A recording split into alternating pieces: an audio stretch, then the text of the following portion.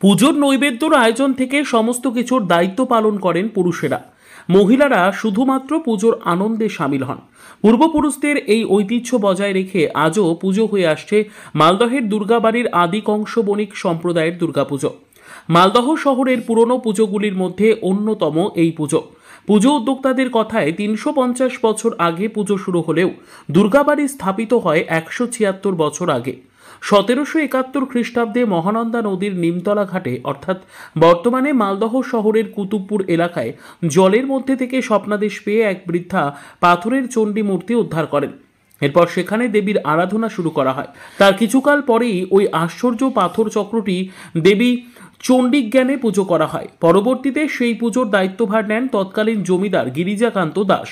পরবর্তীতে জমিদার গিরিজাকান্ত দাস সেই পাথর চক্রটির দায়ভার তুলে দেন দীর্ঘদিন ধরে মাতৃ আরাধনায় ব্রতী স্থানীয় আদি কংসবণিক পরিবারের হাতে।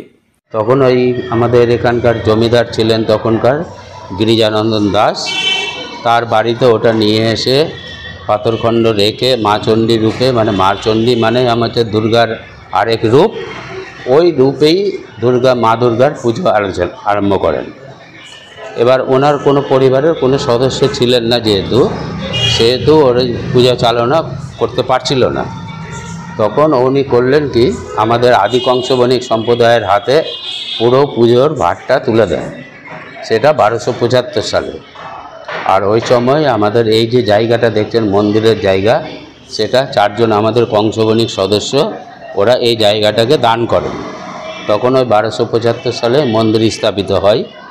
এখানে ওইভাবে পূজা অর্চনা তখন থেকে একই নিষ্ঠা ভরে, একই নিয়ম, একই সব কিছু মেনে। এরপর ১২৭৫ বঙ্গাব্দে আদি কংসবণিক পরিবারের সদস্য লক্ষ্মীকান্ত দত্ত সহ বেশ কয়েকজন মিলে এই সুবিশাল আদি কংসবণিক দুর্গাবাড়ি মন্দিরে দেবীকে প্রতিষ্ঠিত করেন।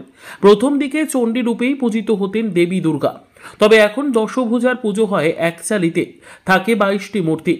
মায়ের রূপ সাবেকি, মাথার উপরে থাকে শিব, দুই পাশে নন্দী ভৃঙ্গি, মাঝের সারিতে থাকে রাম লক্ষ্মণ, তারপরে লক্ষ্মী, সরস্বতী, কার্তিক ও গণেশ।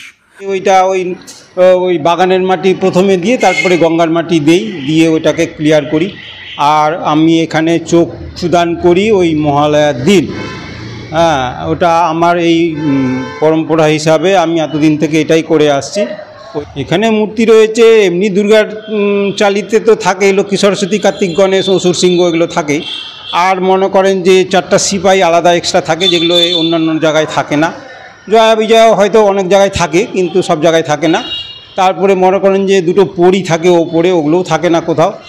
আর ওই 2টো কেন, আরও 2টো পরী আছে অর্ধেক টাইপের, সেটা ওই চালির মধ্যেই থাকে, যেটা মাকে বরণ করার জন্য মালা নিয়ে থাকে ওপরে। আর রাম লক্ষ্মণ থাকে এদের, নন্দী ভৃঙ্গির সাথে রাম লক্ষ্মণও থাকে। শিব, নন্দী ভৃঙ্গি, তার সঙ্গে রাম লক্ষ্মণও থাকে এদের। দুর্গাবাড়িতে মহালয়ার দিন থেকে চণ্ডীপাঠের মাধ্যমে শুরু হয়ে যায় পুজো। দৈনিক সকাল সন্ধে চলে চণ্ডীপাঠ। ষষ্ঠীতে মায়ের বোধন হয়, সপ্তমীর শোভাযাত্রা নজর কাড়ে শহরবাসীর। বিসর্জনের দিন মাকে নৌকা করে নিয়ে যাওয়া হয় মিশন ঘাটে। কথিত আছে সেখানে 2 বোনের মুখোমুখি সাক্ষাতের পর আবার সদরঘাটে নিয়ে এসে মায়ের বিসর্জন পর্ব সমাপ্তি হয়। মালদহ থেকে জিএম মমিন, লোকাল 18 বাংলা।